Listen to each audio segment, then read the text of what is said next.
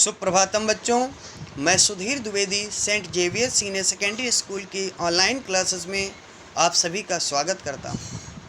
बच्चों, आज हम सब संस्कृत व्याकरण के अंतर्गत अस्मद शब्द रूप को लेकर के उपस्थित हैं।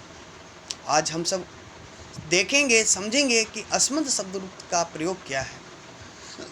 आइए, अस्मद शब्द रूप को समझने से पूर्व जिन बच्चों ने मेरे इस चैनल को सब्सक्राइब नहीं किया है, सबसे पहले इसे सब्सक्राइब करें और बेल आइकन का बटन दबाना ना भूलें, जिससे मेरे आने वाला वीडियो आपको सबसे पहले उपलब्ध हो सके।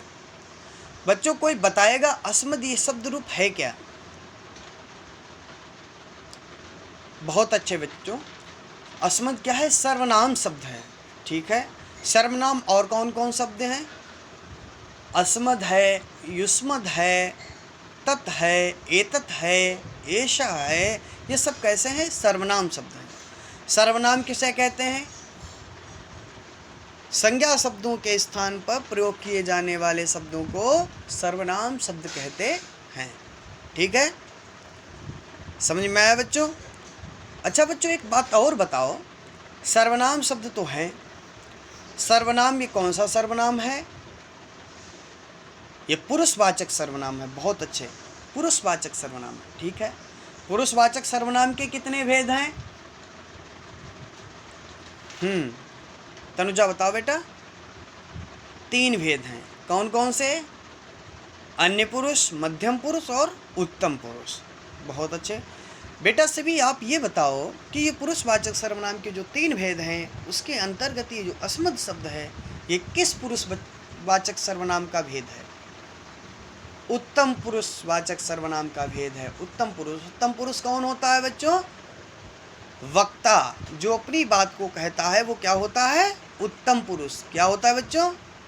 उत्तम पुरुष होता है। समझ में आया बच्चों? ठीक है, आइए हम सब देखते हैं कि सर्वनाम शब्द में जो अस्मद शब्द है ये कैसे प्रयोग किया जाता है, इसका उपयोग क्या होता है। आइए देखते हैं। अस्मद शब्द में क्या है? मैं या हम सब या हम लोग। अस्मद क्या है? सर्वनाम शब्द। मैंने पहले ही बता दिया है, ये तीनों लिंगों में एक समान होते हैं। इदमादि अर्थात इदम, अस्मद, युष्मद, अदस शब्दों के रूप में भेद होने के कारण अलग अलग लिखे जाते हैं। सर्वनाम का संबोधन नहीं होता बच्चों। एक बात ध्यान रखना, विशेष बात यह है कि सर्वनाम का संबोधन नहीं होता है। ठीक है, अर्थात आपने देखा होगा कि कारक चिन्ह कितने प्रकार के होते हैं? कारक चिन्ह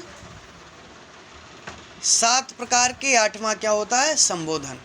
तो अस्मद जो शब्द है, अर्थात ये जो सर्वनाम शब्द हैं, केवल 7 विभक्तियों में ही ये चलते हैं, संबोधन में ये नहीं चलते हैं। अब आपको प्रयोग कैसे करना है? कारक चिन्हों को आपने पढ़ा है, कारक चिन्हों को आपने समझा है। कारक चिन्हों के अर्थ के अनुसार, चिन्हों के अनुसार आप इन सर्वनाम शब्दों के अंतर्गत अस्मद शब्द का प्रयोग करेंगे। आइए हम सब देखें। 7 विभक्तियों में अस्मद शब्द। प्रथमा विभक्ति एक वचन कैसे बनेगा? अहम, आवाम, वयम। क्या बनेगा? अहम, आवाम, वयम। प्रथमा विभक्ति का कारक चिन्ह क्या है? कर्ता। उसका चिन्ह क्या है? ने। कारक क्या है? कर्ता, और चिन्ह क्या है? ने। तो क्या इसका अर्थ होगा? मैंने, या हम दोनों ने, या हम सब ने। एक वचन अहम अर्थात मैंने, आवाम हम दोनों ने, वयम हम सब ने। समझ में आया बच्चों? द्वितीया विभक्ति। द्वितीया विभक्ति का कारक क्या है? कर्म। उसका चिन्ह को। समझ में आया? तो इसका अब इसमें देखिए, एक वचन क्या है? माम, यार अर्थात हमको, आवाम हम दोनों को, और असमान हम सबको। समझ में आया? माम माने हमको, आवाम माने हम दोनों को, असमान माने हम सबको। ठीक है, इसी प्रकार इनका प्रयोग होगा। तृतीया विभक्ति में देखें, तृतीया विभक्ति का कारक क्या है? करण। उसका चिन्ह से, के द्वारा। से, के द्वारा। समझ में आया? से अलग है, के द्वारा अलग है। करण का अर्थ होता है बच्चों साधन। कर्ता का कर्म की सहायता में जो साधन होता है वो क्या कहलाता है? करण। तो इस करण के प्रयोग में तृतीया विभक्ति का प्रयोग होता है। इसका अर्थ है मया माने हमारे द्वारा, आवाभ्याम माने हम दोनों के द्वारा, अस्माभि माने हम सब के द्वारा। समझ में आया? चतुर्थी विभक्ति का कारक क्या है? संप्रदान। संप्रदान का चिन्ह क्या है? के लिए। संप्रदान का अर्थ होता है बच्चों आदान प्रदान करना या किसी को वस्तु को प्रदान कर देना। समझ में आया? मह्यम एक वचन क्या है? चतुर्थी विभक्ति का मह्यम अर्थात मेरे, मेरे लिए। आवाभ्यम माने हम दोनों के लिए और अस्मभ्यम माने हम सब के लिए। पंचमी विभक्ति का कारक क्या है? अपादान। अपादान का अर्थ क्या होता है बच्चों? पृथक कर देना, अलग कर देना। तो जो सर्वनाम का प्रयोग होता है पंचमी विभक्ति में उसका अर्थ होगा अपने से अलग कर देना। कैसे चलेगा ये देखें। मत, आवाभ्याम अस्मत्। मत का अर्थ है हमसे अलग, समझे? हमसे या मुझसे। आवाभ्याम माने हम दोनों से, अलग के अर्थ में, ठीक है। अस्मत् माने हम सबसे, अलग के अर्थ में। समझ में आया?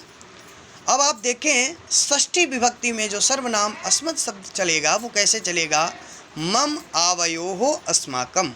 मम आवयोहो अस्माकम, इसका प्रयोग क्या होगा? षष्ठी का अर्थ है संबंध। षष्ठी विभक्ति का कारक है संबंध। संबंध का अर्थ क्या होता है? आपस में एक दूसरे से अधिकारित संबंध होता है। उसका चिन्ह है काके की, रारेरी, नानेनी, ठीक है। समझे? प्रयोग कैसे होगा? मम माने मेरा,